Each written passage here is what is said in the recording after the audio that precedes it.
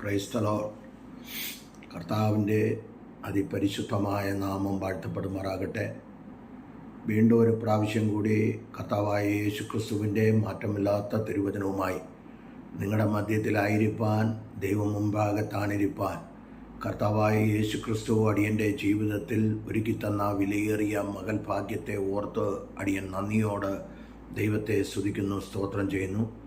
അടിയനെ ഈ വീഡിയോയിൽ കൂടെ ശ്രവിക്കുന്ന എല്ലാ പ്രിയപ്പെട്ടവർക്കും, ജാതി മത സംഘടനാ വ്യത്യാസമെന്നെ എല്ലാ പ്രിയപ്പെട്ടവർക്കും വീണ്ടും വരുന്ന യേശു ക്രിസ്തുവിൻ്റെ നിസ്തുല്യ നാമത്തിൽ അടിയൻ്റെ സ്നേഹവന്ദനത്തെ പ്രാരംഭമായി അറിയിക്കട്ടെ.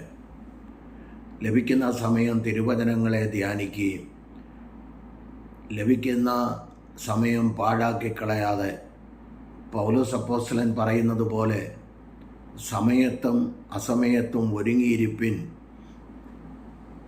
എന്ന് തിമത്യോസിൻ്റെ ലേഖനത്തിൽ നാം വായിക്കുന്നത് പോലെ ലഭിക്കുന്ന സമയം പാഴാക്കിക്കളയാതെ ദൈവസന്നിധിയിലായിരുന്നു കൊണ്ട് തിരുവചനങ്ങളെ ധ്യാനിക്കുകയും അത് അടിയന് ലഭിച്ച ദൈവകൃപയ്ക്കനുസരിച്ച് അത് യൂട്യൂബിൽ കൂടെ ഫേസ്ബുക്കിൽ കൂടെ ജനങ്ങൾക്ക് പകർന്നു കൊടുക്കുവാൻ സ്വർഗത്തിലെ ദൈവം അവസരങ്ങളെ ഒരുക്കുന്നത് ഓർത്ത് നന്ദിയോട് കർത്താവായ യേശുക്രിസ്തുവിന് നന്ദിയോട് കർത്താവായ യേശുക്രിസ്തുവിന് മഹത്വം കരയേറ്റുന്നതോടൊപ്പം തിരുവചന ചിന്തയിലേക്ക് കടക്കുവാനായി താല്പര്യപ്പെടുന്നു. അതിന് ആധാരമായി തിരഞ്ഞെടുക്കപ്പെട്ട തിരുവെഴുത്തെന്ന് പറയുന്നത് ശമൂവേൽ എഴുതിയ 2-ാം പുസ്തകം 1-ാം അധ്യായം 21-ാം വാക്യമാണ്. ശൗലിൻ്റെ അഭിഷേക തൈലമില്ലാത്ത പരിച എന്നാണ് അവിടെ എഴുതിയിരിക്കുന്നത്. അതായത് ശൗലിൻ്റെ തൈലാഭിഷേകമില്ലാത്ത പരിച തന്നെ.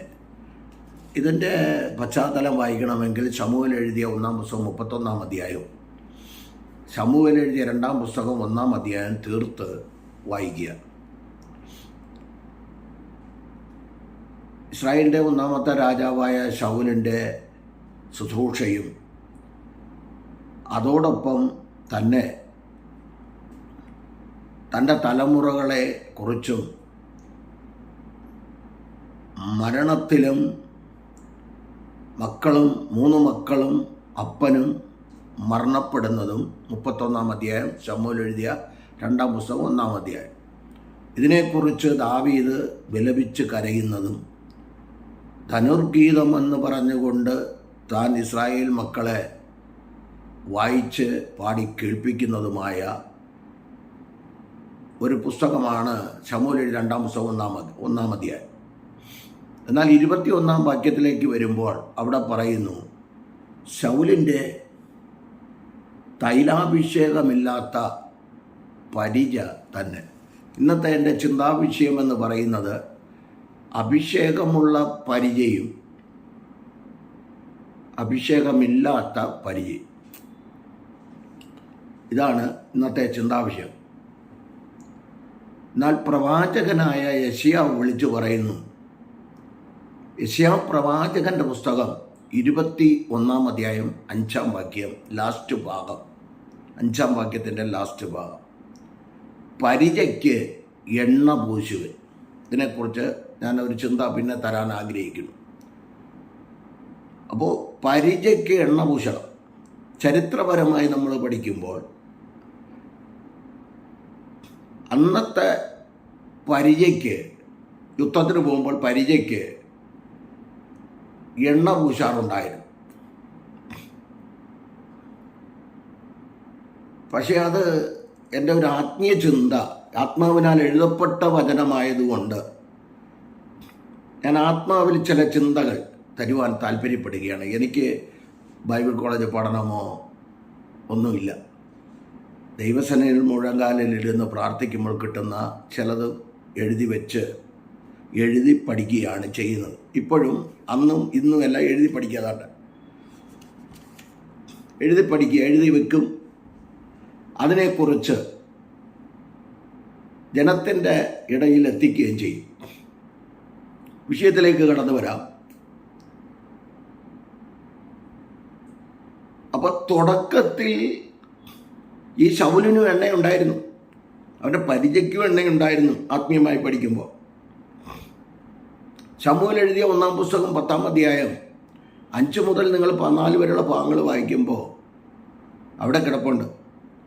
വായിൽ നിന്ന് വീഴുന്ന അക്ഷരത്തെറ്റുകൾ ഒക്കെ നിങ്ങൾ ക്ഷമിക്കണം.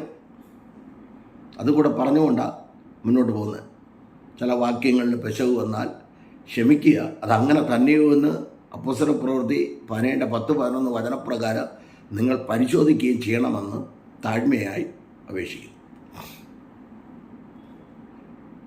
അപ്പോൾ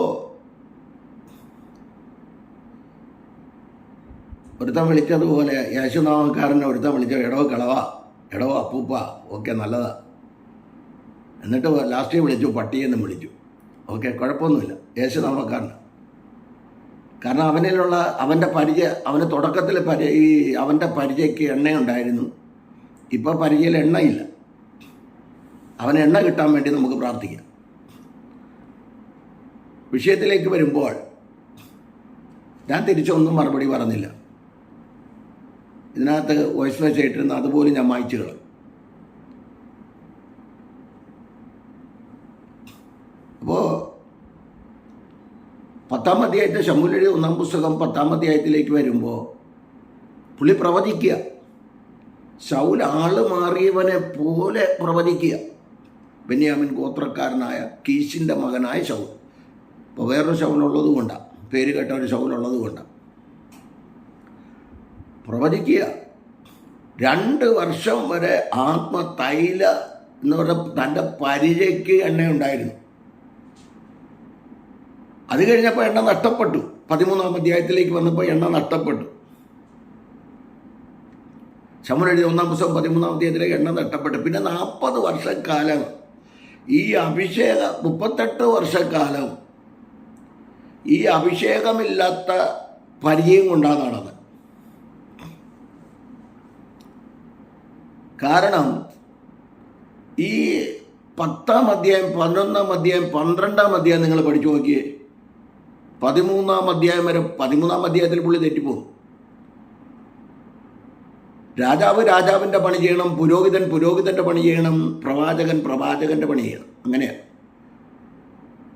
പ്രവാചകൻ പ്രവചിക്കണം, ദൂതറിയിക്കണം, പുരോഹിതന് യാഗാർപ്പണം, രാജാവിന് പ്രജാഭരണം. ഇത്രയേ ഉള്ളൂ. അവിടെ കയറി യാഗം നടത്തി 13-ൽ. അവിടെ വരെ ഇദ്ദേഹം വലിയ കുഴപ്പമൊന്നുമില്ല. കാരണം അതിൻ്റെ അർത്ഥം എന്ന് പറഞ്ഞാൽ തൈലം ഉണ്ടായിരുന്നു. അവിടെ മുതൽ അങ്ങോട്ട് ദൈവത്തിൻ്റെ പ്രവാചകന്മാരെയും അഭിഷേകം വീണ ദൈവഭക്തന്മാരെയും ഒക്കെ കൊല്ലുവാൻ കുന്തവും കൊണ്ട് പുള്ളി നടന്നു, വാളും കൊണ്ട് നടന്നു. അനേക പുരോഹിതന്മാരെ, ദൈവത്തിൻ്റെ പ്രവാചകന്മാരെയൊക്കെ കൊന്ന് ഇന്നും അത് തന്നെയാണ്. ഇറങ്ങി 1, 2, 3 വർഷം പ്രാപിച്ചെടുത്ത അഭിഷേകം കൊണ്ട് നടക്കും. അതിനുശേഷം ഉള്ള കൃപ നഷ്ടപ്പെടുത്തി ദൈവവചനത്തിന് വിരുദ്ധമായി നടന്ന് ഉള്ള കൃപ നഷ്ടപ്പെടുത്തിയിട്ട് പണ്ട് പറഞ്ഞതും കൊണ്ട് ഇന്ന് നടക്കുക. കാരണം പുതിയത് കിട്ടുന്നില്ല, പരിയിൽ എണ്ണയില്ല. ഒരു പിശാച് ഇളകിക്കഴിഞ്ഞാൽ ഇവരെ കൊണ്ട് പറ്റുന്നില്ല ഓടിക്കാൻ. ഞാൻ ഷാർജയിലായിരുന്നപ്പോൾ എനിക്കറിയാം, ഇത്രയും ദൈവദാസന്മാർ ഷാർജയിലുണ്ട്. ഞാൻ അനുഭവമാണ് പറയുന്നത്, പേരും പൂരൊന്നും പറയുന്നില്ല, സംഘടനയും പറയുന്നില്ല. അവിടെ ഒരു കൊച്ചിന് ഭൂതമുണ്ടെന്ന് പറഞ്ഞപ്പോൾ റാന്നിയിൽ ഒരാളുണ്ടെന്ന്. അവസാനം പുള്ളി ഇരുന്നിരുന്ന് പുള്ളി ക്ഷീണിച്ചപ്പോൾ പുള്ളി പോയി, ഭൂതം പോയില്ല. വീണ്ടും കൊച്ചിന് ശങ്കരനീസ് കോക്കനട്ട് ട്രീ എന്ന് പറഞ്ഞതുപോലെ വീണ്ടും ശങ്കരൻ തെങ്ങയിലായി. ഇതെല്ലാം കണ്ട കാര്യമോ? കണ്ട കാര്യമായി പറയുന്നത്. കാരണം പണ്ട് ഉണ്ടായിരുന്നു, പക്ഷെ അന്ന് ഞാൻ ഇദ്ദേഹത്തെ കാണുമ്പോൾ അന്ന് കൃപയില്ല. എന്നെ കൂടെ പ്രാർത്ഥിക്കാൻ വിളിച്ചിരുന്നു, അതുകൊണ്ടാണ് ഞാൻ പറഞ്ഞത്. അവരൊക്കെ കേൾക്കുന്നുണ്ടായിരിക്കാം. ഉള്ള കാര്യമാണ് പറയുന്നത്, ഇല്ലാത്ത കാര്യമല്ല. ഞാൻ ആരെയും ആക്ഷേപിക്കുന്നതല്ല. ഒരാളെ ഞാൻ ഇങ്ങനെ പറയാറുണ്ട്, ഒരു ഹിന്ദു സഹോദരൻ തെറ്റ് ചെയ്താൽ ആ സഹോദരനെ വിളിച്ച സഹോദരനെ മാത്രം പറയണം. കാരണം ഹിന്ദുക്കളെ മുഴുവൻ അടച്ച് ആക്ഷേപിക്കുന്നത് ശരിയല്ല. പെന്തക്കോസ്തുകാരന് ഒരു തെറ്റ് ചെയ്താൽ IPC ആകട്ടെ, AG ആകട്ടെ, ചർച്ചകളാകട്ടെ, ഷാരോനാകട്ടെ, ഇൻഡിപെൻഡന്റ് സഭകളാകട്ടെ, അടച്ചാക്ഷേപിക്കരുത്. ആ വ്യക്തിയെ ശാസിക്കണം. മുസ്ലിം സഹോദരങ്ങൾ ഒരു തെറ്റ് ചെയ്താൽ ആ ചെയ്തവനെ ശാസിക്കണം, അവരെ അടച്ചാക്ഷേപിക്കും. കാരണം ഇവരിലെല്ലാം നല്ല വ്യക്തികളുണ്ട്, നല്ല വ്യക്തികൾ ഇവരിലെല്ലാം ഉണ്ട്. അതുകൊണ്ടാണ് അങ്ങനെ പറഞ്ഞത്. ധർമ്മരാജൻ ഒരു തെറ്റ് ചെയ്താൽ ധർമ്മരാജനെ വിളിച്ച് ശാസിക്കണം. ഈയിടെ ഒരാൾ എന്നോട് ചോദിച്ചു, അതുകൊണ്ട് നിങ്ങളുടെ IPC-കാരെല്ലാം കുഴപ്പക്കാരാണ്, അവർ തോണ്ട ഇന്നടത്ത് അടിക്കുന്നു, കസേര എടുത്ത് അടിക്കുന്നു, അതടിക്കുന്നു. ഞാൻ പറഞ്ഞു, IPC-കാരെല്ലാം മോശക്കാരല്ല, AG-കാരെല്ലാം മോശക്കാരല്ല, ചർച്ചകോടുകാരെല്ലാം മോശക്കാരല്ല, എത്രയോ ഭയഭക്തിയുള്ള ചാരംകാർ മോശക്കാരല്ല, ഇൻഡിപെൻഡന്റുകാർ മോശക്കാരൊന്നുമല്ല. ഒരുത്തൻ തെറ്റ് ചെയ്താൽ അവനെ വിളിച്ച് ശാസിക്കണം. അല്ലെങ്കിൽ ഒരു സഭയിലുള്ളവർ തമ്മിലടി ഉണ്ടാക്കി അവരെ വിളിച്ച് ശാസിക്കണം എന്നാ പറയുന്നത്. പൊതുവിൽ പറയരുത്. ഉടനെ ഏതെങ്കിലും ഒരു വീഡിയോ പിടിച്ച്, ഞാൻ ലണ്ടനിലായിരിക്കുമ്പോൾ ഞാൻ ഒരു കാര്യം പറഞ്ഞു, ഒരാളൊരു തെറ്റ് ചെയ്താൽ നിങ്ങൾ വീഡിയോയിലിടാൻ പോകരുത്. ഞങ്ങൾക്കൊക്കെ ഇറങ്ങി 4 പേരോട് സുവിശേഷം പറയണം. അതുകൊണ്ടാണ് നിങ്ങളെ ആൾക്കാർ ഇങ്ങനെയല്ലേ ചെയ്യുന്നത് എന്നാ ചോദിക്കുന്നത്. അവർക്കറിയില്ല, അവർ പറയുന്നതാണ് ശരി. ഞങ്ങൾ അവിടോട്ട് വന്നാൽ ഇതല്ലേ ഗതി എന്നാണ് പറയുന്നത്. അതുകൊണ്ട് ഞങ്ങൾ പറയാതിരിക്കുന്നില്ല, ഞങ്ങൾ പോകാതിരിക്കുന്നില്ല. അതുകൊണ്ട് അപ്പോൾ എൻ്റെ ചിന്താവിഷയം എന്ന് പറയാൻ ശൗലിൻ്റെ തൈലാഭിഷേകമില്ലാത്ത പരിചയം തന്നെ. ഈ പരിചയം കൊണ്ടാണല്ലോ 31-ാം അധ്യായത്തിൽ ഫെലിസ്ത്യരോട് യുദ്ധത്തിന് പോയത്. എന്ത് സംഭവിച്ചു? അതുകൊണ്ട് പരിചയ്ക്ക് നമ്മുടെ കൃപായുഗത്തിലെ ദൈവസഭ എഫെസ്യർ 6:10 മുതൽ 16 വരെ വായിക്കുമ്പോൾ വിശ്വാസമാകുന്ന പരിചയ്ക്ക് എണ്ണഭൂഷം. അതെന്താ ഇത് പറയാനുള്ള കാരണമെന്ന് ചോദിച്ചാൽ, ഇറങ്ങുമ്പോൾ ഭയങ്കര തീക്ഷ്ണതയാ, കയ്യടിയാ, ആത്മാവിൽ ആരാധനയാ, അന്യഭാഷയാ, പ്രവചനമാ, വെളിപ്പാണ്, കൃപാവര ശുശ്രൂഷകളാ. കുറെ കഴിയുമ്പോൾ അവിടെ പോയി.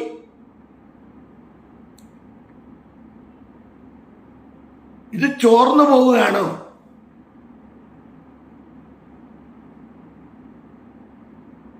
നമ്മൾ തേജസ്സിന്മേൽ തേജസ് പ്രാപിച്ചല്ലേ കർത്താവിൻ്റെ വരവെങ്കിൽ എടുക്കപ്പെടേണ്ടത്.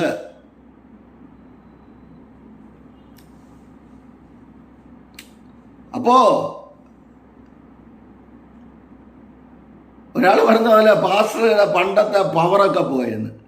ഇത് പവറിലല്ല, ഇത് ജനത്തിന് മനസ്സിലാവും. എൻ്റെ കൂടെ ഇതിനകത്ത് ഹൈന്ദവ സഹോദരങ്ങൾ തന്നെ 100-200 ചില്ലുവാനും പേരുണ്ട് ഞങ്ങളുടെ ഗ്രൂപ്പിൽ. മുസ്ലിം സഹോദരങ്ങളുണ്ട്. ഞാൻ പവർഫുള്ളിൽ പോയി അവർക്ക് മനസ്സിലാവണ്ടേ?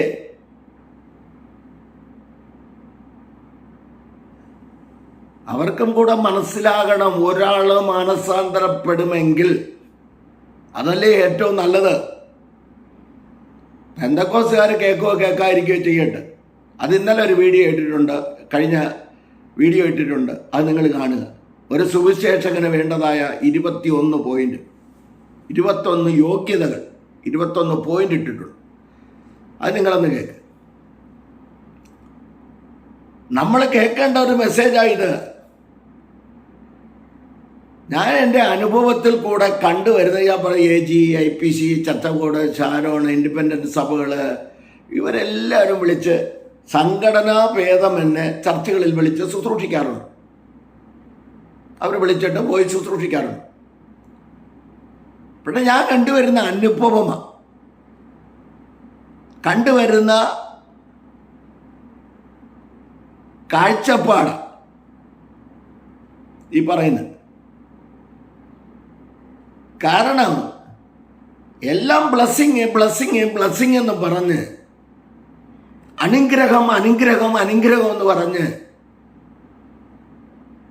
ജനത്തെ വഴിതെറ്റിക്കുക.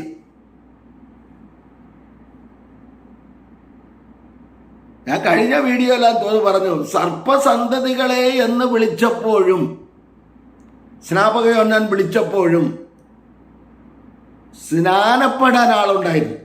മനം തിരിഞ്ഞ് മാനസാന്തരപ്പെട്ട് സ്നാനപ്പെടാൻ, കുറവുകളെ ഏറ്റുവർ സ്നാനപ്പെടാൻ ആളുണ്ടായിരുന്നു. അവർ പ്രോസ്പെരിറ്റി ഒന്നും പറഞ്ഞില്ല.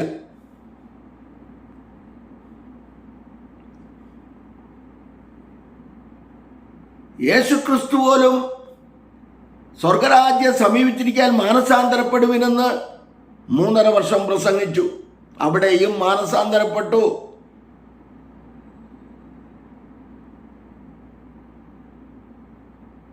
അപ്പോസ്തലന്മാരുടെ പ്രസംഗം നോക്കിയേ. അപ്പോസ്തലന്മാരുടെ പ്രവൃത്തികൾ 17:30. എല്ലാവരും മാനസാന്തരപ്പെടണമെന്ന് ഞങ്ങൾ ആഗ്രഹിക്കും. കർത്താവിൻ്റെ കൽപ്പനയിൽപ്പെട്ട ഒരു കാര്യം, അല്ലെങ്കിൽ കർത്താവ് പഠിപ്പിച്ചതായ ഒരു കാര്യമാണ് മാനസാന്തരം, മനം തിരിയലാണ്. ഞാൻ അതിലേക്ക് കടക്കുന്നില്ല. അപ്പൊ ഈ ശൗലിനെ ഇറങ്ങിയപ്പോ അഭിഷേകം ഉണ്ടായിരുന്നു. ആത്മാവിൽ പ്രവാചക ഗണത്തിൽ ശൗലും പ്രവചിക്കുന്നു എന്ന് പറയത്തക്ക നിലയിൽ ആൾ മാറിയവനെ പോലെ താൻ പ്രവചിക്കുക. ശമൂവേൽ 1:10. ആ പ്രവചിച്ചവന് 2 വർഷമേ ഈ കൃപ നിലനിർത്താൻ കഴിഞ്ഞുള്ളൂ. ഈ കൃപ നിലനിർത്താൻ കഴിഞ്ഞോളെന്ന്. അത് കഴിഞ്ഞ് 38 വർഷം. ചിലരൊക്കെ പറയുന്നത് കേട്ടിട്ട് ഞാൻ 40 വർഷമായി, ഞാൻ 50 വർഷമായി, ഞാൻ 60 വർഷമായി. ഞാൻ ചോദിക്കുന്നത് അതല്ല. കർത്താവായ യേശുക്രിസ്തു യോഹന്നാന്റെ സുവിശേഷം 21 ചോദിച്ചു, ഇപ്പോൾ പിടിച്ചത് വല്ലതും ഉണ്ടോ എന്നാണ് ചോദിച്ചത്.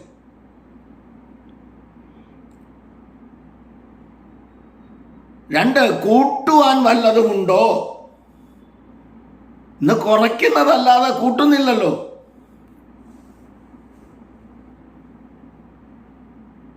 ഇന്ന് കുറയ്ക്കുക ചെയ്യുന്നത്, ഉള്ളതിനെ കുറയ്ക്കുക. കാരണം ധർമ്മരാജൻ ശരിയല്ല എന്ന് പറയാമെന്ന് ഞാൻ എന്നെ തന്നെ അങ്ങ് പറയുക. ഞാൻ ക്രിസ്തുവിൻ്റെ പത്രമായി മാറിയെങ്കിലല്ലേ എന്നെ കാണുന്നവർ ക്രിസ്തുവിനെ വായിക്കത്തുള്ളൂ. കൊരിന്ത്യർക്ക് 2-ാം ലേഖനം 3-ാം അധ്യായം 1 മുതൽ 3 വരെ.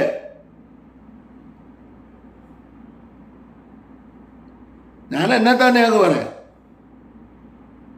എന്നെ നോക്കിക്കൊണ്ട് വേണ്ടേ മറ്റൊരാൾ വരാൻ, മാനസാന്തരപ്പെടാൻ.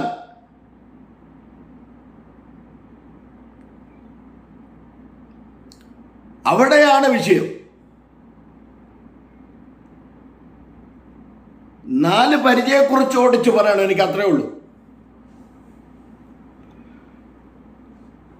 പരിചയം ഒത്തിരിയുണ്ട്, പക്ഷെ അഭിഷേകമുള്ള പരിചയം ഉണ്ടോയെന്നാണ് ഞാൻ ചോദിക്കുന്നത്.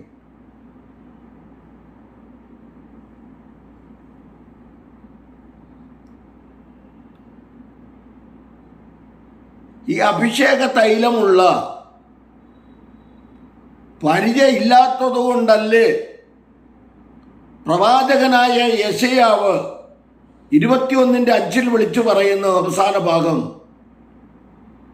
പരിചയ്ക്ക് എണ്ണ പൂശുവൻ റമാന ഘടകക്ഷ പ്രവാനകസി. പരിചയ്ക്ക് എണ്ണ പൂശണം വിളിച്ചു പറയുന്നെങ്കിൽ അതിൻ്റെ അർത്ഥം എന്നാ? പരിചയയിൽ എണ്ണയില്ലെന്നല്ലേ?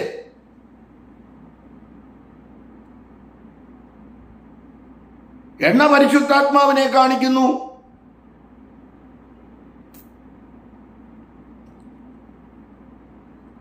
ആദിമ നൂറ്റാണ്ടിൽ അപ്പോസ്തലന്മാരുടെ പ്രവർത്തികൾ 1-ാം അധ്യായം 14 മുതലുള്ള 12 മുതൽ 15 വരെയുള്ള ഭാഗങ്ങൾ വായിക്കുമ്പോൾ 120 പേർ കാത്തിരുന്നു. 2-ാം അധ്യായത്തിൽ അവരുടെ മേൽ എണ്ണ പകർന്നു. പേടിച്ചൊളിച്ചോടിയവൻ, പേടിച്ചു മാറി മാറി അകലം വിട്ടവൻ പോലും 11 പേരോടുകൂടെ എഴുന്നേറ്റ് നിന്നു. 3-ാം അധ്യായത്തിൽ വിടുതലിന്റെ ദൂത്, 4-5 അധ്യായത്തിൽ ഈ നാമം പറയരുത്, പ്രസംഗിക്കരുതെന്ന് പറഞ്ഞപ്പോഴും മനുഷ്യരെക്കാൾ ദൈവത്തെ അനുസരിക്കേണ്ടതാകുന്നു എന്ന് 4:19 അപ്പോസ്തലപ്രവൃത്തി 5:29 41 വാക്യങ്ങൾ വായിച്ചു കഴിഞ്ഞാൽ അറിയാം. അത്രത്തോളം ന്യായാധിപ സംഘത്തിന് മുൻപിൽ അവർ പറയുവാനുള്ള ധൈര്യം കിട്ടിയത് എണ്ണയാണ്. തൻ്റെ മേൽ എണ്ണ പകർന്നത് കൊണ്ടാണ്, ആത്മനിറവുള്ളത് കൊണ്ടാണ്. ഇനിയുള്ള കാലങ്ങൾ ദൈവദാസന്മാർ ഒരു കാര്യം ഓർത്തുകൊണ്ടോ, രക്ഷിക്കപ്പെട്, സ്നാനപ്പെട്, ദൈവം നിന്നെ അനുഗ്രഹിക്കും. നിങ്ങളൊരു കാര്യമാണ്, ഈ അനുഗ്രഹം എന്താ? നിങ്ങൾ ഈ അനുഗ്രഹം എന്ന് പറയുന്നത് എന്താ? അതിൻ്റെ അർത്ഥം എന്നാ? എന്നെക്കാൾ ഇംഗ്ലീഷ് അറിയാവുന്ന, ഞാൻ കഴിഞ്ഞ വീഡിയോയിലിട്ട് ഒരു വാക്ക് പശക് വന്നു. ഇമിറ്റേറ്റ് ഹിം എന്നുള്ള പദം, അനുകരിക്കുക എന്നുള്ള പദത്തെ ഞാൻ ഇമിറ്റേഷൻ എന്ന് പറഞ്ഞാൽ ഞാൻ തിരുത്തിയോടെ തന്നെ. എനിക്ക് ഇംഗ്ലീഷ് അറിയത്തില്ല. എന്താണ് ഈ അനുഗ്രഹം? എഫെസ്യർ 1:3 വചനം വായിച്ചവര്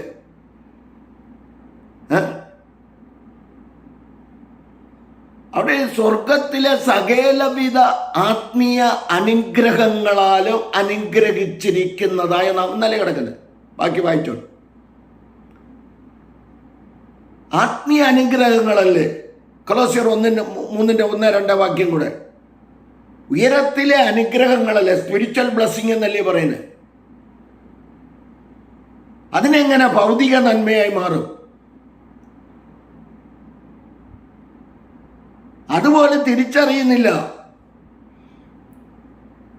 ഒരു ട്രാൻസ്ലേഷനിൽ ഇങ്ങനെ പറയും, നന്മയെക്കുറിച്ച് ഒരു റിച്ചസ് എന്നല്ലേ പറയുന്നത്. ഇനി അത് തെറ്റാണെങ്കിൽ നിങ്ങൾ തിരുത്ത്. സദൃശവാക്യം 8:17 മുതൽ 20 വരെയുള്ള ഭാഗം വായിച്ചു നോക്കിക്കേ. അവിടെ എന്താ എഴുതിയിരിക്കുന്നത് ഇംഗ്ലീഷിൽ? നന്മയ്ക്ക് നന്മ വേറെ, ഭൗതികം വേറെ, അനുഗ്രഹം വേറെ. പഴയ നിയമ ഇസ്രായേലിന് തിരുവെഴുത്തുകൾ നോക്കുക, ഇസ്രായേൽ ജനത്തിന് ഭൗതിക നന്മയാണ്, ഭൗതിക അനുഗ്രഹങ്ങളാണ് അവർക്ക് പറഞ്ഞിരിക്കുന്നത്. അക്ഷരീക കനാൻ, നമുക്ക് സ്വർഗീയ കനാന. മത്തായി 6:33 കർത്താവ് പറഞ്ഞു, മുൻപേ അവന്റെ രാജ്യവും നീതിയും അന്വേഷിപ്പിൻ, ഇതോടുകൂടെ സകലതും കൊടുക്കാന്നല്ലേ പറഞ്ഞ്. നന്മയുണ്ട്. ആദ്യ സ്പിരിച്വൽ ബ്ലെസ്സിങ് അല്ലേ?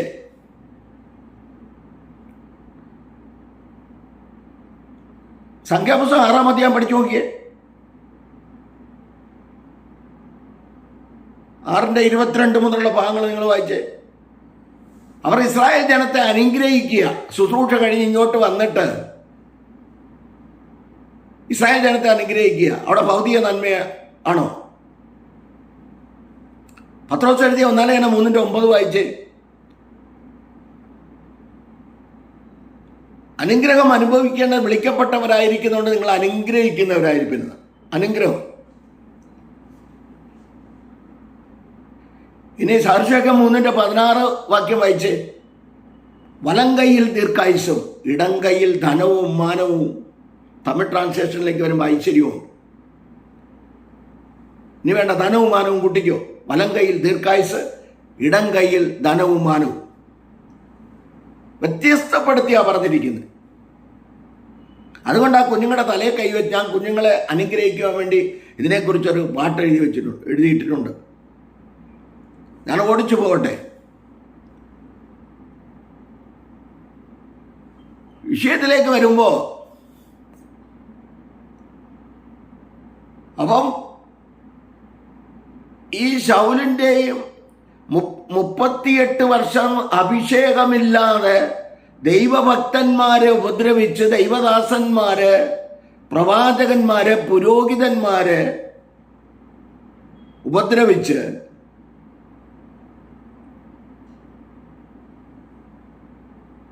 വാളും കൊണ്ട് പുറകെ നടന്ന് ഓടിച്ച് ദാവീദ് എന്ന ഭക്തനെ കൊല്ലുവാനായിട്ട് പലവട്ടം ഓടിച്ച് അവസാനം ആ വാളിൽ തന്നെ വീഴേണ്ടതായി വന്നു. 31-ാം അധ്യായം. മറ്റേ തലമുറകളെ യോനാഥാൻ, അഭിനദാവ്, മൽക്കീശ്വ, 3 തലമുറകളും മരിക്കുവാനിടയായി. അതിനെക്കുറിച്ച് ശൗൽ അതിൽ മരിക്കുന്നു എന്ന് കടന്നാലും ശമൂവേൽ എഴുതിയ 2-ാം പുസ്തകം 1-ാം അധ്യായത്തിലേക്ക് വരുമ്പോൾ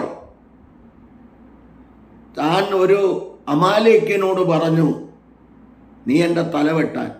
അങ്ങനെ പുള്ളി തല വെട്ടിയിട്ട് ഓടി വന്ന് ദാവീദിനോട് പറയും, അവനെ വെട്ടിക്കൊല്ലുകയും അതിനുശേഷം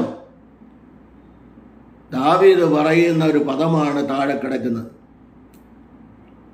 ശൗലിൻ്റെ അഭിഷേക തൈലമില്ലാത്ത പരിച തന്നെ. അപ്പം നമ്മുടെ അഭിഷേകം നഷ്ടപ്പെടരുത്. തെറ്റായ പഠിപ്പീരുകൾ.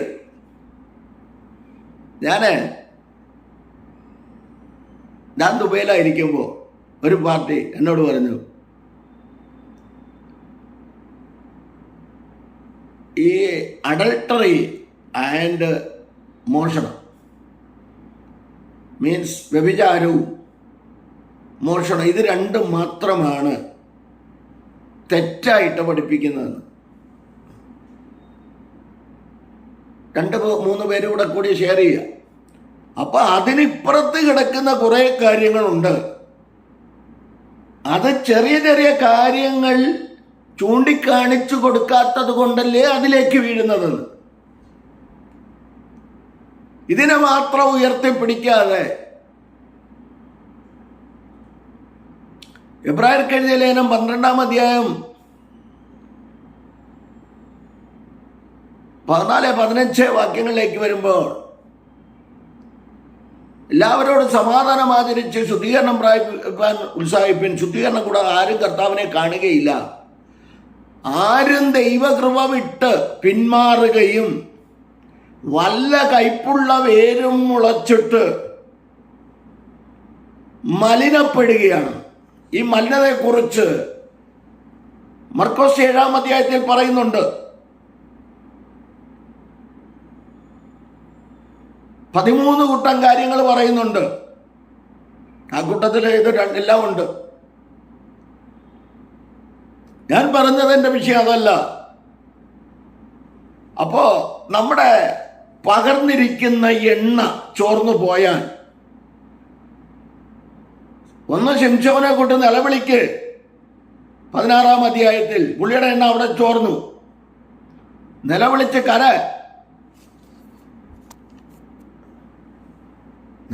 കരയും.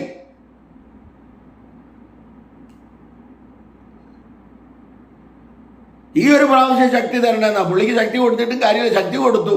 ജീവിച്ചിരുന്നപ്പോൾ കൊന്നതിനേക്കാൾ അധികം പേരെ, 3000-ത്തിലധികം പേരെ കൊന്നു. ഒക്കെ ശരിയാ. പക്ഷെ ദാവീദ് എന്ന ഭക്തൻ പാവം ചെയ്തിട്ട് 51-ാം സങ്കീർത്തനത്തിലേക്ക് വരുമ്പോൾ പുള്ളി 11-ാം വാക്യത്തിൽ പറയുന്നു, നിന്റെ പരിശുദ്ധാത്മാവിനെ എന്നിൽ നിന്ന് എടുത്തു കളയരുത് എന്നാ പ്രാർത്ഥിക്കുന്നത്. പരിശുദ്ധാത്മാവ് വിട്ടു പോകത്തില്ല, ഒരിക്കൽ പ്രാപിച്ചു കഴിഞ്ഞാൽ അങ്ങനെ തന്നെ നിൽക്കുമെന്നൊക്കെയാണ് എല്ലാവരും പ്രസംഗിക്കുന്നത്. എല്ലാവരും ഒന്നുമില്ല, സോറി, എല്ലാവരും അല്ല, സോറി. അപ്പോ ചിലർ പ്രസംഗിക്കുന്നത് അങ്ങനെ ഞാൻ കേട്ടിട്ടുണ്ട്. ഞാൻ വ്യക്തികളെ എടുത്ത് പറയുന്നില്ല. പുറത്ത് പാപം ചെയ്യാം, അകത്തല്ലേ പരിശുദ്ധാത്മാവ് വസിക്കുന്നത് എന്ന് പ്രസംഗിക്കുന്ന ആൾക്കാരുണ്ട്. അത് എണ്ണ നഷ്ടപ്പെടുന്നത് കൊണ്ടാ. എണ്ണ നഷ്ടപ്പെടുന്നത് കൊണ്ടാന്ന്. ഈ ശൗലിന്റെ ചരിത്രം പഠിച്ച് 10-ാം അധ്യായം പഠിച്ച് ആത്മനിറവുള്ളവൻ അവിടെ തൊട്ട് 31-ാം അധ്യായം വരെ പഠിച്ച്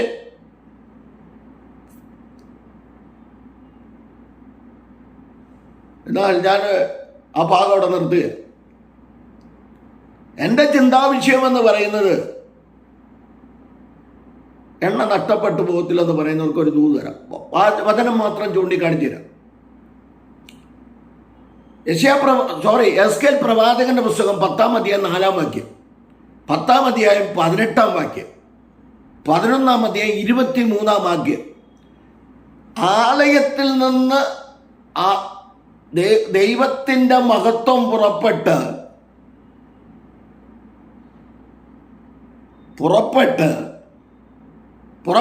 എവിടെ പോയി?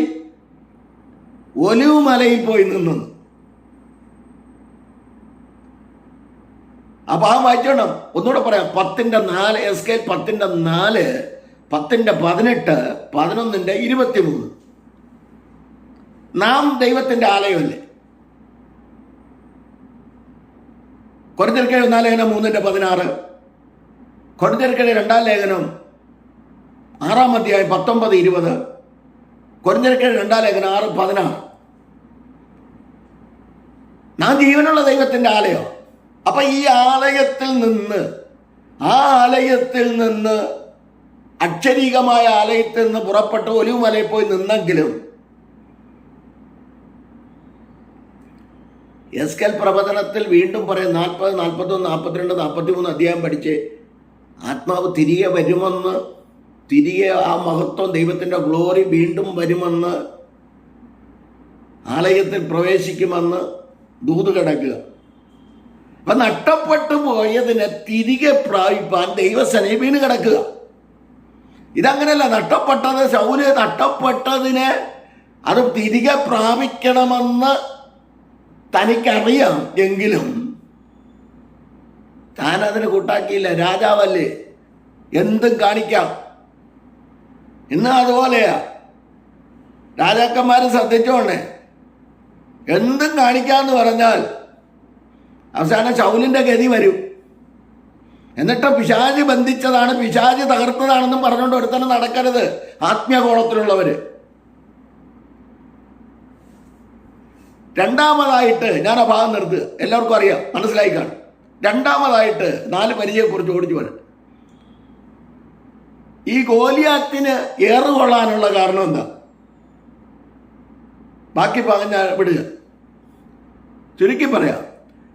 ദാവീദ് എന്ന ഭക്തൻ കല്ലെടുത്ത് ഗോലിയാത്തിനെ എറിഞ്ഞപ്പോൾ ഏറുകൊള്ളാനുള്ള കാരണം, എറിഞ്ഞു വീഴ്ത്തിയെന്ന് പറയാം, പ്രസംഗിക്കാം. പക്ഷെ കാരണം എന്താ? ഞാൻ തിരുവചനത്തെ ധ്യാനിച്ചപ്പോൾ ശമൂവേൽ എഴുതിയ 1-ാം പുസ്തകം 17:7, അതേ ശമൂവേലിന്റെ പുസ്തകം 17-ാം അധ്യായം 41-ാം വാക്യം, 2 വാക്യത്തിൽ പറയുന്നത്, ഒന്ന്, അവന്റെ പരിചയ്ക്ക് അഭിഷേകമില്ല. കാരണം ദൈവജനത്തെ ആരാധിക്കാൻ മുന്നോട്ട് വിടാത്ത ഗോലിയാത്ത് അഗ്രചർമ്മിയായ ഫെലിസ്ത്യ കഴിഞ്ഞ 40 വർഷം ദൈവജനത്തെ ആരാധിക്കുവാൻ മുന്നോട്ട് വിടാതെ 17:16 പറയുന്നു, ആ ഫെലിസ്ത്യൻ രാവിലെയും വൈകിട്ടും മുമ്പോട്ട് വന്ന് നിന്ന് വെല്ലുവിളിക്കുക. അവനോട് മല്ലയുദ്ധത്തിന് പോകാൻ ആരുമില്ല. എൻ്റെ വിഷയം അതല്ല, ഞാൻ വിടുക. പരിചയമാണ് എൻ്റെ വിഷയം. ഇവൻ്റെ പരിചയക്ക് ഗോലിയാത്തിന് തടിയുണ്ട്, തൂക്കമുണ്ട്, കുന്തമുണ്ട്, വേലുണ്ട്, ഇതെല്ലാം ഉണ്ട്. പക്ഷെ പരിച കയ്യിലില്ല. പരിച ബാല്യക്കാരൻ്റെ കയ്യിലായിപ്പോയി. ശമൂവേൽ 1 17:7-17-41 പരിച യവന്റെ കയ്യിലായിപ്പോയി. ഇനി അവന്റെ കയ്യിലുണ്ടായിരുന്നെങ്കിൽ അവനും എണ്ണയില്ല. അവനും എണ്ണയില്ല. അപ്പൊ നമ്മുടെ പരിചയ്ക്ക്, വിശ്വാസമാകുന്ന പരിച എണ്ണയുണ്ടാകണം. ഇവിടെ അതാണ് വേണ്ടത്.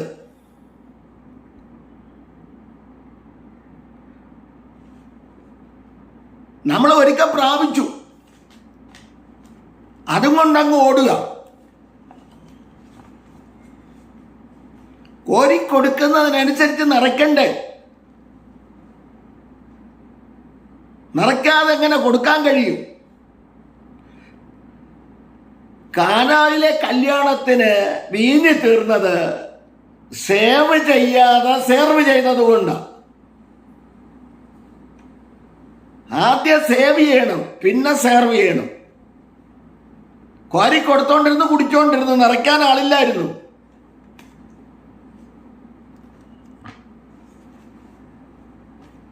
അപ്പൊ അതുകൊണ്ട് ചെയ്യേണ്ട കാര്യം എന്ന് പറയാൻ നിറയ്ക്കാൻ തയ്യാറാകുക.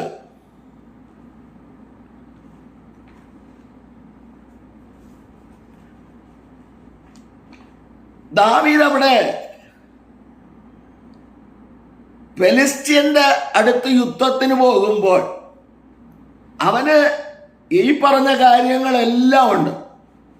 പക്ഷെ ദാവീദിന് ഇതൊന്നും ഇല്ല. അതിന് ദാവീദ് എന്ന ഭക്തൻ പറയുന്നത് സങ്കീർത്തനം 7:10.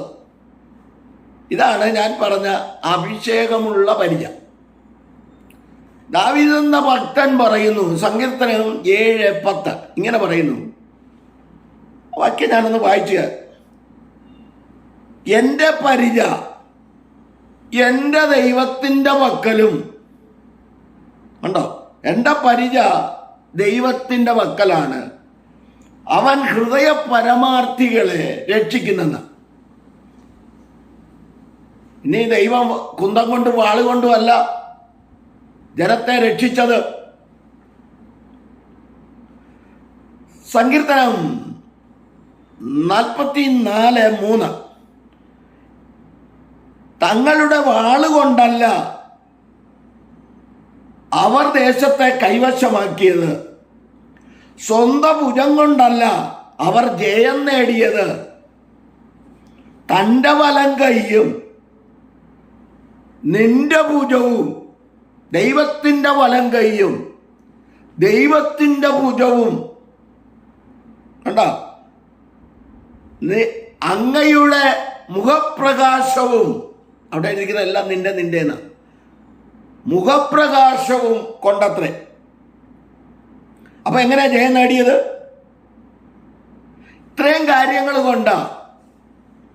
ദൈവത്തിൻ്റെ വലങ്കൈ, ദൈവത്തിൻ്റെ ഭുജം, ദൈവത്തിൻ്റെ മുഖപ്രകാശം. മുഖപ്രകാശത്തെ കുറിച്ച് അറിയണമെങ്കിൽ വെളിപ്പാട് പുസ്തകം 1:10 മുതൽ 15 വരെയുള്ള ഭാഗങ്ങൾ വായിച്ചാൽ മതി.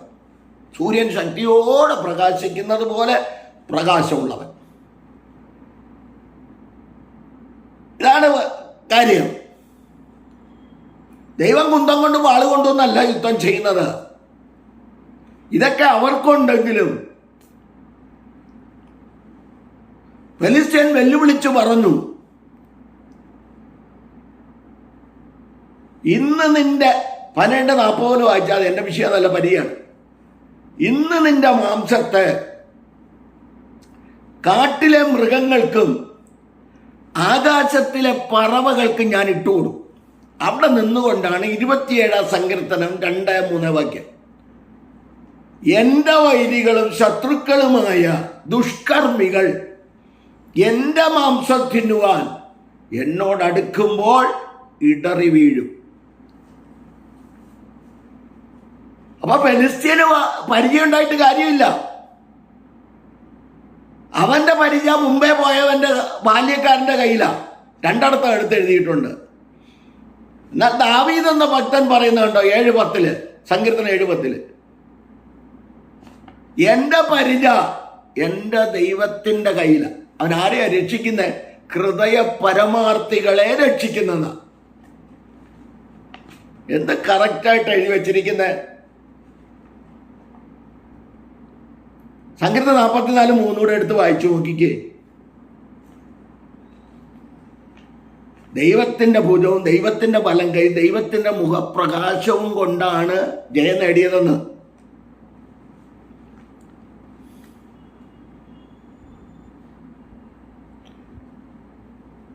നമ്മൾ പലപ്പോഴും ശത്രുവിനെ വലുതായി കാണുകയാണ്. അപ്പോൾ ഒന്നാമത്തെ പരിചയം ശൗലിൻ്റെ, രണ്ടാമത്തെ പരിചയം എന്ന് പറയുന്നത് ഗോലിയാത്തിൻ്റെ, മൂന്നാമത്തെ പരിചയം എന്ന് പറയുന്നത് ദാവീദിൻ്റെ, നാലാമത്തെ പരിചയം എന്ന് പറയുന്നത് എഫെസ്യർ 6:10 മുതൽ 16 വരെ വായിക്കുമ്പോൾ വിശ്വാസമാകുന്ന പരിച. സഭയ്ക്ക് എഫെസ്യർ ലേഖനം സഭ യേശുക്രിസ്തുവിൻ്റെ ശരീരമാകുന്ന സഭയെക്കുറിച്ചാണ് കാണിക്കുന്നത്. അങ്ങനെയാണെങ്കിൽ സഭയ്ക്ക് ദൂത് കൊടുക്കുമ്പോൾ കൊലോസ്യ ലേഖനം തലയെ ദർശിക്കുമ്പോൾ എഫെസ്യ ലേഖനം ക്രിസ്തുവിൻ്റെ ശരീരത്തെ ദർശിക്കുക എഫെസോസുകാർ. അപ്പോ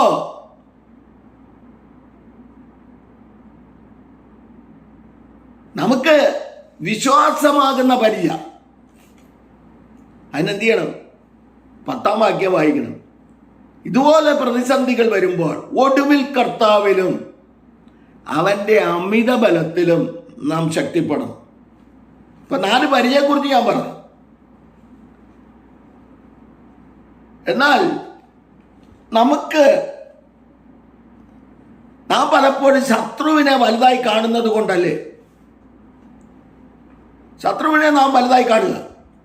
ആരാണ് വലുതായി കാണുന്നത്? എണ്ണയില്ലാത്തവൻ, പരിചയ്ക്ക് എണ്ണയില്ലാത്തവൻ, പരിചയ്ക്ക് എണ്ണ പൂശാത്തവൻ. പ്രവാചക ഭാഷയിൽ പറഞ്ഞാൽ പരിചയ്ക്ക് എണ്ണ പൂശാത്തവൻ. യെശയ്യാ 21:5.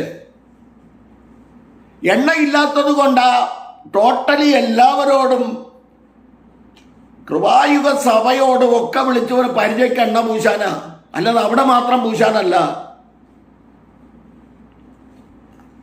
അതിനടുത്താണ് കോട്ട് ചെയ്തുകൊണ്ടാണ് പൗലോസ് അപ്പോസ്തലൻ പറഞ്ഞത്, കൃപായുഗത്തിലെ സഭയ്ക്ക് വിശ്വാസമാകുന്ന പരിചയം ഉണ്ടാകണം. അതിനെന്ത് ചെയ്യണം? 6:10 പറയുന്നു, പരിചയമാണ് ഒടുവിൽ കർത്താവിലും അവന്റെ അമിത ബലത്തിലും ശക്തിപ്പെടണം.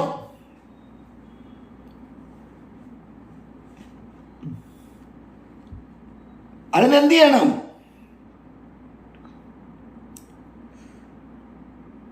ഒരു വാക്യം കൂടെ ഞാൻ 1-2 വാക്യങ്ങൾ വായിച്ച് കേൾപ്പിക്കാം. ന്യായാധിപന്മാരുടെ പുസ്തകം 5-ാം അധ്യായം 13-ാം വാക്യം വായിക്കുമ്പോൾ, അന്ന് ശ്രേഷ്ഠന്മാരുടെ ശിഷ്ടവും പടജ്ജനവും ഇറങ്ങി വന്നു,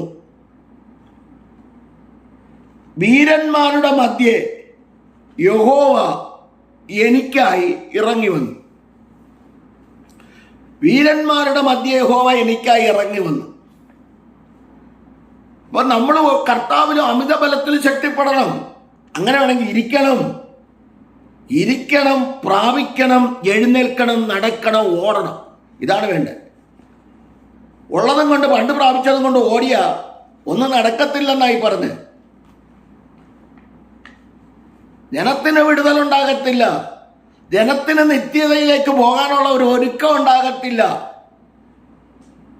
വീട് കിട്ടും, കാറ് കിട്ടും, കൂട് കിട്ടും, ഇതെല്ലാം കിട്ടും. കർത്താവ് പറഞ്ഞതിലുണ്ട്. എല്ലാ മത്തായി 6:33 എല്ലാം കിട്ടും. നമ്മൾ ശരിയായാൽ മതി, ഈ ധർമ്മരാജൻ ശരിയായാൽ മതി, അപ്പം എല്ലാം കിട്ടും. കടഭാരം മാറും, വീട് കിട്ടും, സ്ഥലം കിട്ടും, നിന്റെ തലമുറകളെ കെട്ടിച്ചു വിടാൻ പറ്റും. മത്തായി 6:33 വചനം പഠിച്ചാൽ മതി. നിനക്ക് വേണ്ടത് നിത്യതയാണ്. ഈറ്റുനോവിൻ്റെ ആരംഭം തുടങ്ങി. ബാക്കി കാര്യങ്ങളൊക്കെ ഇതൊക്കെ ഈറ്റുനോവിൻ്റെ ആരംഭം. എൻ്റെ ഭാഷയെ പറഞ്ഞ കർത്താവിൻ്റെ വരവ് വരെ നാം പോർക്കളത്തിലാണ്. റോമർ 8:15 പറയുക, അവിടെ പറയുന്നൊരു പദമുണ്ട്, ദാസ്യത്തിൻ്റെ ആത്മാവിനെ അല്ല നാം പ്രാപിച്ചത്, ധൈര്യത്തിൻ്റെ ആത്മാവല്ലേ, ബലത്തിൻ്റെ ആത്മാവല്ലേ പ്രാപിച്ചത്.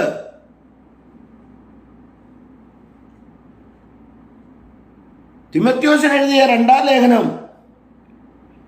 1:7 പറയുന്നു, ഭീരുത്വത്തിൻ്റെ ആത്മാവിനെ അല്ല ശക്തിയുടെയും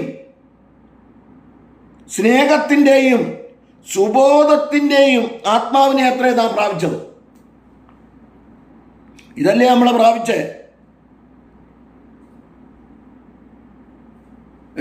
റോമർ 8:15 പറയുന്ന കണ്ടില്ലേ, ദാസ്യത്തിൻ്റെ ആത്മാവിനെ അല്ല, അബാപിതാവേ എന്ന് വിളിക്കുവാനുള്ള പുത്രത്വത്തിൻ്റെ ആത്മാവിനെയാണ്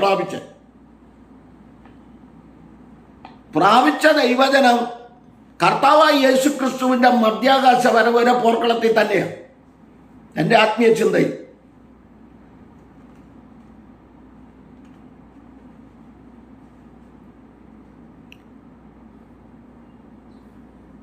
ശത്രുവിന് തന്ത്രം മാത്രമേ ഉള്ളെന്ന്. അവൻ്റെ തലയെ കർത്താവ് തകർത്തു. കൊലോസ്യർ 2:14-15 ജയോത്സവം കൊണ്ടാടിയ കർത്താവ് ക്രൂശിൽ തറച്ച് അവൻ ക്രൂശിൽ ജയോത്സവം കൊണ്ടാടിയെന്ന ബാക്കി അറിയാം. വാഴ്ചകളെ അധികാരങ്ങളെ കാൽക്കീഴാക്കി നമുക്ക് വിരോധവും പ്രതികൂലവുമായിരുന്ന കയ്യെഴുത്തും മായ്ച്ച് ക്രൂശിൽ ജയോത്സവം കൊണ്ടാടിയെന്ന 2:14-15 പിശാചിനെന്ന് തന്ത്രമേ ഉള്ളൂ. പത്രോസ് എഴുതിയ 5:8 വെളിപ്പാട് ദിവസം 12:10 മുതൽ വായിക്കുമ്പോൾ അവൻ അല്പകാലമേ ഉള്ളൂ. അതുകൊണ്ട് മഹാക്രോധത്തോടെ അവൻ ഇറങ്ങി വന്നിരിക്കുക. നമ്മളെന്താ ചെയ്യണ്ടേ? ആത്മാവിൻ്റെ വാളുമായി നിന്നാ പോരെ. യാക്കോബ് 1:4-7 പറയുന്നു, ആകയാൽ നിങ്ങൾ ദൈവത്തിന് കീഴടങ്ങുവിൻ, പിശാചിനോട് എതിർത്ത് നിൽപ്പിൻ, എന്നാൽ അവൻ നിങ്ങളെ വിട്ട് ഓടിപ്പോകും. എഫേസ്യർ 6:10 മുതൽ 17 ഭാഗങ്ങൾ നിങ്ങൾ വായിക്കേ. പറഞ്ഞങ്ങ് വിടുകയാണ്.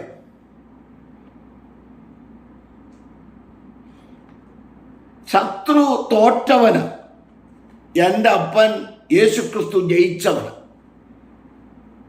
സകലത്തെയും ജയിച്ചവന്, മരണത്തെയും പാതാളത്തെയും പാപത്തെയും ശാപത്തെയും എല്ലാം ജയിച്ച് കാൽക്കീഴാക്കി പ്രവചനപ്രകാരം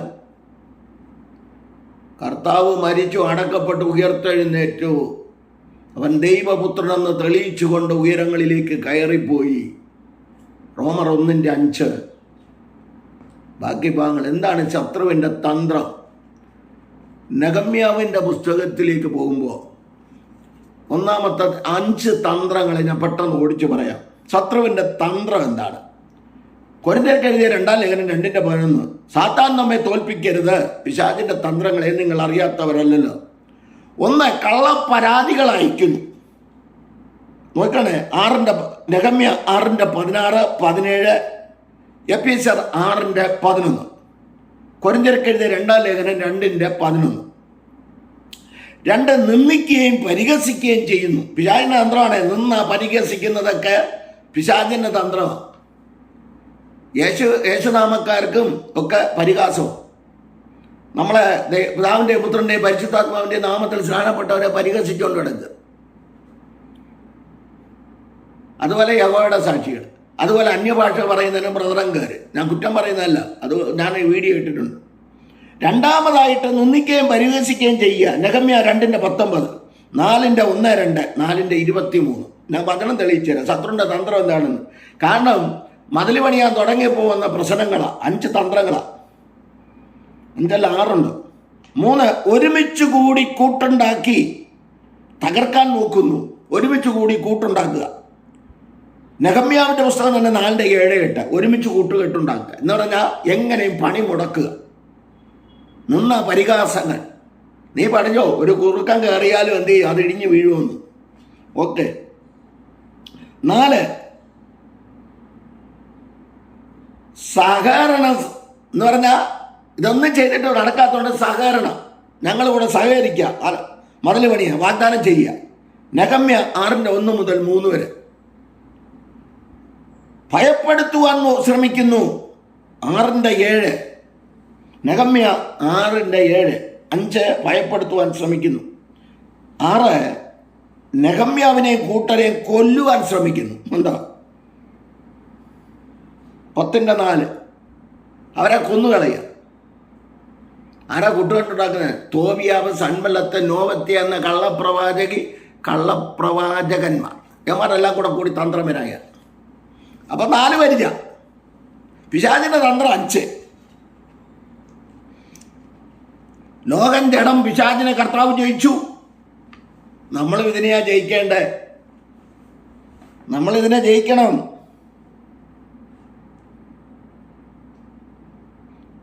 എഫേസ്യർ 1:15-23 വരെയുള്ള ഭാഗങ്ങൾ വായിക്കുക. ഫിലിപ്പിയർ 2:6-11 വരെയുള്ള ഭാഗം വായിക്കുക. ഇത്രയും ഭാഗങ്ങൾ നിങ്ങൾ വായിക്കുക. സമയം പോയി. ഞാൻ പറഞ്ഞത് നമ്മൾ പ്രാപിച്ചത് ഭീരുത്വത്തിൻ്റെ ആത്മാവല്ല. നമ്മൾ ഭയപ്പെടേണ്ട കാര്യമില്ല. എല്ലാവർക്കും കർത്താവ് വരുമോ എന്നുള്ള പേടിയാണ്. കർത്താവ് വരട്ടെന്ന്. കർത്താവ് വരട്ടെ. പേടിക്കുന്ന എന്തിനാ? എനിക്ക് മരണത്തെ പേടിയില്ല. ഞാനതെപ്പോഴും പറയുന്നത്, ഇപ്പം പ്രസംഗിച്ചുകൊണ്ടിരിക്കും അങ്ങ് പോയാൽ വളരെ സന്തോഷം. എനിക്ക് വളരെ സന്തോഷം.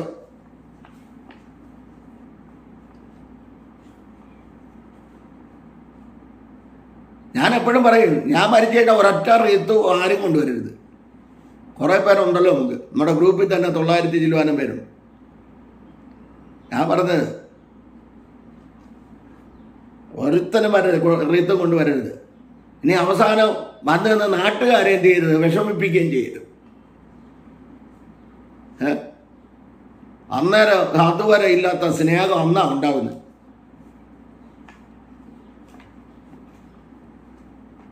അതുവരെ ഇല്ലാത്ത സ്നേഹം പലയിടത്തും പോയി ആൾക്കാർ കറങ്ങി താഴെ വീണിട്ടുണ്ട്.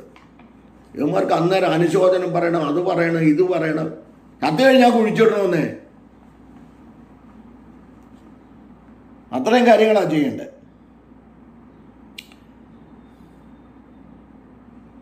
അപ്പം ചെയ്യേണ്ട കാര്യം ഇത്രയേ ഉള്ളൂ.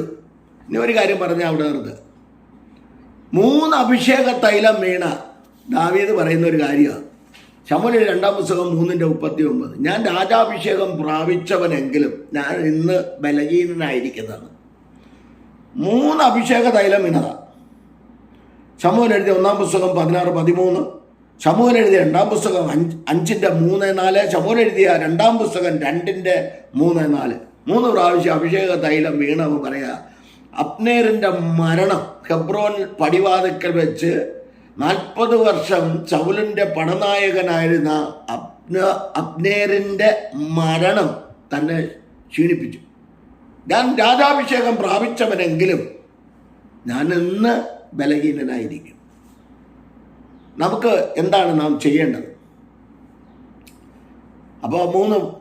1 ശൗലിൻ്റെ അഭിഷേക തൈലമില്ലാത്ത പരിച. ഗോലിയാത്തിൻ്റെ പരിച ബാല്യക്കാരൻ്റെ കയ്യിലായിപ്പോയി. അവനും അഭിഷേക തൈലമില്ല. എന്നാൽ ദാവീദ് പറയുന്ന, ഭക്തൻ പറയുന്നു, എൻ്റെ പരിച എൻ്റെ ദൈവത്തിൻ്റെ പക്കല. അവൻ ഹൃദയപരമാർത്ഥികളെ അവൻ രക്ഷിക്കുന്നു. 7:10. ദൈവം കുന്നം കൊണ്ടും വാളുകൊണ്ടുമല്ല യുദ്ധം ചെയ്യുന്നത്. സങ്കീർത്തനം 44:3. അതുകൊണ്ട് ഈ 4 പരിച ഇതെല്ലാം കൂടെ ഓർത്തുകൊണ്ടായിരിക്കും പ്രവാചകൻ പ്രവചനാത്മാവിനാൽ പ്രവചിക്കുക. പരിചയ്ക്ക് എണ്ണ പൂശുവിൻ.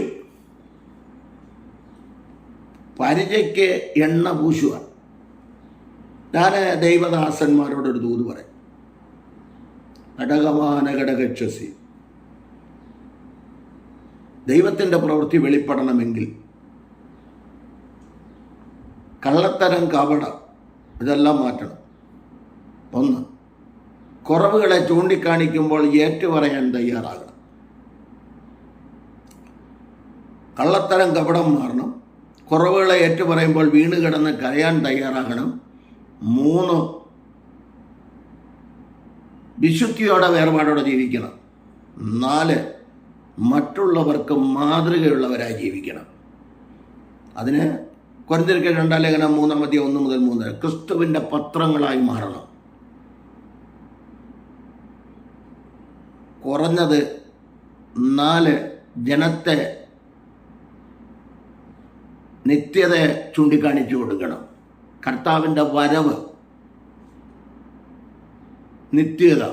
ഇന്ന് മരിച്ചാൽ ലൂക്കോസ് 12:14-22 വരെയുള്ള ഭാഗങ്ങൾ വായിക്കുമ്പോൾ 12:14-22 വരെയുള്ള ഭാഗങ്ങൾ, മൂട, ഇന്ന് നിൻ്റെ പ്രാണനെ നിന്നോട് ചോദിച്ചാൽ, ഇന്ന് രാത്രി നിൻ്റെ പ്രാണനെ നിന്നോട് ചോദിച്ചാൽ നീ ഒരുക്കി വെച്ചതാർക്കാവും. ഇക്കാര്യങ്ങൾ മനസ്സിലാക്കി ജനത്തെ മാനസാന്തരത്തിലേക്ക് നയിക്കുവാൻ. മാനസാന്തരം ഡെയിലിയാണ് കേട്ടോ. മരിക്കുന്നതിന് തൊട്ട് മുൻപ് വരെ ദൈവം നാമു തന്നാൽ മാനസാന്തരപ്പെട്ടിട്ടേ പോകാവൂ. ലവോദിക്ക കാലഘട്ടത്തിലാണ് നാം ആയിരിക്കുന്നത്. മാനസാന്തരപ്പെട്ടോണം. വെളിപ്പാട് പുസ്തകം 3-ാം അധ്യായം പഠിക്കുമ്പോൾ ലവോദിക്ക സഭയോട് ദൂത് പറയുന്നു, മാനസാന്തരപ്പെടും. അതിനായി ഒരുങ്ങാം. ഈ 4 പരിചയെക്കുറിച്ച് മനസ്സിലാക്കുക, പ്രാർത്ഥിക്കുക, പരിചയക്ക് എണ്ണ പൂശുക, പ്രാർത്ഥിക്കുക, കണ്ണുകൾ അടയ്ക്കാം. പരിശുദ്ധ പിതാവെ അവിടുത്തെ കരങ്ങളിൽ ഏൽപ്പിക്കും. കർത്താവിൻ്റെ പ്രവൃത്തി അവിടുന്ന് വെളിപ്പെടുത്തുന്നതിനായ സ്തോത്രം. തിരുവചനങ്ങളെ 4 പരിചയെക്കുറിച്ച് ചൂണ്ടിക്കാണിക്കുവാനിടയായി. ശൗലിൻ്റെ അഭിഷേക തൈലമില്ലാത്ത പരിച, ഫെലിസ്ത്യൻ്റെ പരിച ബാല്യക്കാരൻ്റെ കയ്യിലായിരുന്നു എന്ന് കേൾക്കുവാനിടയായി. ദാവീദ് എന്ന ഭക്തൻ പറയുന്നു, എൻ്റെ കയ്യിൽ പരിചയില്ല, എൻ്റെ പരിച ദൈവത്തിൻ്റെ പക്കലാണ്.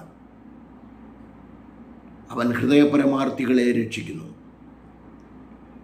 പിന്നെ ഞങ്ങൾ വായിക്കുമ്പോൾ ദൈവം വാളുകൊണ്ട് കുന്തം കൊണ്ടുമല്ല, ദൈവത്തിൻ്റെ വലം കൈയും ദൈവത്തിൻ്റെ ഭുജവും ദൈവത്തിൻ്റെ മുഖപ്രകാശവും കൊണ്ടത്രേ ജയം നേടിയത്. അതുപോലെ ദൈവം എനിക്കായി ഇറങ്ങി വരുന്നുവെന്ന് ന്യായാധിപന്മാരുടെ പുസ്തകം 5:13 ഞങ്ങൾ പ്രാർത്ഥിക്കുന്ന വിഷയങ്ങൾക്ക് ദൈവം ഇറങ്ങി വരുന്നതിനായി സ്തോത്രം. ദൈവപ്രവൃത്തി വെളിപ്പെടുത്തണം. തിരുനാമത്തോടുക്കണം. ഇന്ത്യ മഹാരാജ്യത്തിന് വേണ്ടി പ്രാർത്ഥിക്കുന്നു. പ്രധാനമന്ത്രി പ്രസിഡന്റിനായി പ്രാർത്ഥിക്കുന്നു. കർത്താവെ അവിടെ നിന്ന് എല്ലാവർക്കും മാനസാന്തരം കൊടുക്കണം. 29 സംസ്ഥാനം ഭരിക്കുന്ന മുഖ്യന്മാർക്കായി, ഭരണാധികാരികൾക്കായി, പ്രത്യേകിച്ച് കർത്താവെ ജഡ്ജിമാർ, വക്കീലന്മാർ നീതിന്യായം നടത്തട്ടെ. അതോടൊപ്പം തന്നെ പോലീസ് അധികാരികൾ നീതിന്യായം നടത്തട്ടെ. ലോകത്തിലെ 5 വൻകരയിൽ ശുശ്രൂഷ കർത്തഭൃത്യന്മാർ, കുടുംബാംഗങ്ങൾ, കുഞ്ഞുകുട്ടികൾ എല്ലാ പ്രിയപ്പെട്ടവരെ ഏൽപ്പിക്കുന്നു. വിവാഹം കഴിച്ചയക്കുവാൻ നിവൃത്തിയില്ലാത്ത കുഞ്ഞുങ്ങളുണ്ട്. കർത്താവെ പഠിപ്പിക്കുവാൻ നിവൃത്തിയില്ലാത്ത ഭാരപ്പെടുന്ന മാതാപിതാക്കളുണ്ട്. കടഭാരത്തിൽ ഇരിക്കുന്നവർ, ആമേൻ, പ്രതിസന്ധികളിരിക്കുന്നവരെ ഓർത്ത് പ്രാർത്ഥിക്കുന്നു. ഈ ലോകത്തിൽ നിന്ന് വെള്ളപ്പൊക്കം, പ്രളയക്കെടുതി മൂലം ആമേൻ ഭാരപ്പെട്ടിരിക്കുന്നവർ, വീടില്ലാത്തവർ, ആമേൻ, വേണ്ടപ്പെട്ടവർ, നഷ്ടപ്പെട്ടു പോയവർ ഒക്കെ ദൈവകരങ്ങളിൽ ഏൽപ്പിക്കും. സമാധാന സന്തോഷം കൊടുക്കണേ. ലോകത്തിലെ 5 വൻകരയിലുള്ള കർത്താവെ എല്ലാ പ്രിയപ്പെട്ടവരെ ഏൽപ്പിക്കുന്നു. ലോകരാഷ്ട്രങ്ങൾക്കായി പ്രാർത്ഥിക്കുന്നു. സമാധാന സന്തോഷം കൊടുക്കണമേ. ഇസ്രായേൽ ഇറാനുമായിട്ടുള്ള യുദ്ധം കർത്താവെ സമാധാനപരമായി നീങ്ങുവാൻ ദൈവയിടയാക്കണം. കരങ്ങളിൽ ഏൽപ്പിക്കുന്നു. സകലത്തെ അടിയനെ കുടുംബമായി 3 കുഞ്ഞുങ്ങളെ ഏൽപ്പിക്കുന്നു. സകല വിഷയത്തെ ഏൽപ്പിക്കുന്നു. പ്രാർത്ഥന ഘട്ടത്തിനായി സ്തോത്രം. മുഴുമകത്തോടെ നടക്കണമേ. യേശു ക്രിസ്തുവിൻ നാമത്തിൽ പിതാവേ, ആമേൻ, ആമേൻ. God bless you, God bless you all abundantly. ദൈവം എല്ലാവരെയും അനുഗ്രഹിച്ച് കാക്കുമാറാകട്ടെ. ആമേൻ.